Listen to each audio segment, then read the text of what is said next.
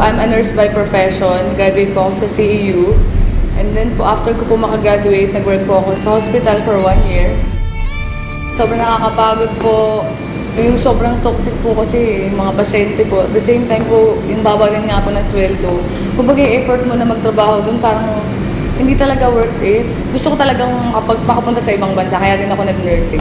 Napapagod lang ako, tapos po wala rin ako naiipon. Kung dito lang ako magtatrabaho, walang mangyayari sa future ko. Nung naka 1 year na po ako sa hospital, kumbaga parang na-realize ko na hindi ako para dito sa hospital. Hanggang nag-work ako, nag-apply po ako sa bangko. Kasi nga medyo mas mataas ang sweldo. Ang hirap-hirap magbilang ng perang hindi sa'yo. Milyon-milyon po araw-araw ang binibilang ko. Pero parang sabi ko, kailan kaya darating yung time na sariling kong pera naman yung binibilang ko.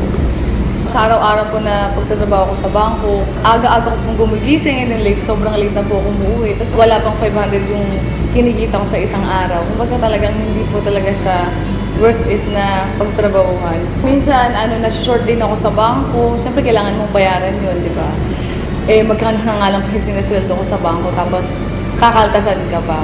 Wala po talaga ako naiipon. As in, puro po nga po utang talaga. Kasi, yung pong kinikita ko na para sa quincenas at katapusan, inuutang ko na po. Kaya po pag halimbawa sweldo na po, dumadaan lang sa palad ko at kailangan ko nang bayaran yung mga dapat ko pong bayaran. Naisip ko, paano na yung future ko? Kapag kung ganito lang ng ganito. Etong negosyo na to, pinagdasal ko kasi talaga siya. Nung after ko pong magdasal, actually, mga ilang days lang namit ko po si Upline Jong Orhe, na isa rin po sa mga Millionaires Club ng Royal. Kumbaga po, sobrang blessing na ma-share sa akin yung opportunity. In-explain niya sa akin yung negosyo. Ang ganda pala talaga ng Royal. At the same time, yung products ng Royal napakaganda at sobrang dami ng produkto. Ang kumpanya very stable. As in, nung napakinggan ko yung negosyo ng Royal, yung pananaw ko sa buhay, sobrang nag-iba. Sabi ko, meron palang ganitong opportunity. Bakit ngayon ko lang nga talaga pinakinggan? Kasi sabi ko, meron namang opportunity sa Pilipinas, bakit kailangan ko pang pumunta ng ibang bansa?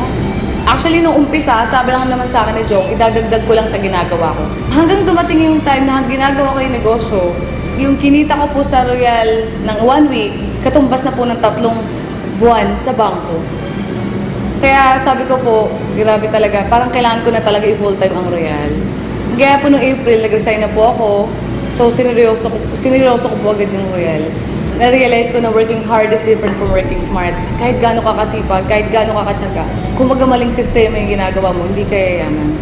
Pero po, grabe po, yung sipag mo, yung tiyaga mo, ilipat mo sa Royal, tamang sistema, panigurado yayaman ka. Mas nakakaipon na ako ngayon, and like dati kasi, talagang puro utang. Ngayon yung mga utang ko, nabayaran ko na. Ngayon sila na yung utang sa akin, gano'n. Noon, gumigising ako ng sobrang aga kasi may pasok ako eh. Ngayon, nung nag-royal ako, gumigising lang ako kapag tapos na ako matulog. After 7 months lang, nakabili po ako ng brand new Ford Fiesta because of Royal Business Club. Kaya sobrang thankful po ako, buti na lang may Royal.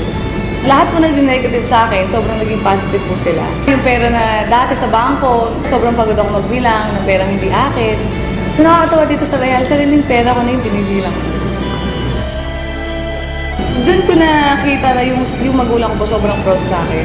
Kumbaga kahit hindi ako nakapag-ibang bansa, kayang-kaya kong tuparin yung mga pangarap ko kahit dito lang sa Pilipinas. Kasi may Royal Business Club. Tsaka dito nakakatulong ka sa mga tao eh.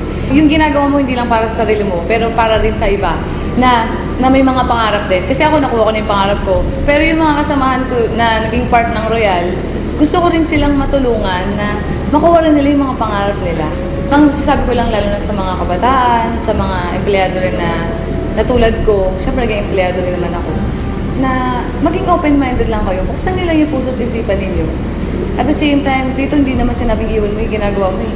Ang sabi lang naman ni Royal, idadagdag mo lang sa kung anong ginagawa mo. Wala kang dinadagdag sa ginagawa mo or binabago. Hanggang dulo wala namang magbabago. Meron lang kasi akong binago, meron lang akong dinagdag. Kaya may nagbago. Kumbaga yung mga pangarap ko, nakuha ko because of Royal Business Club. Buti na lang may Royal.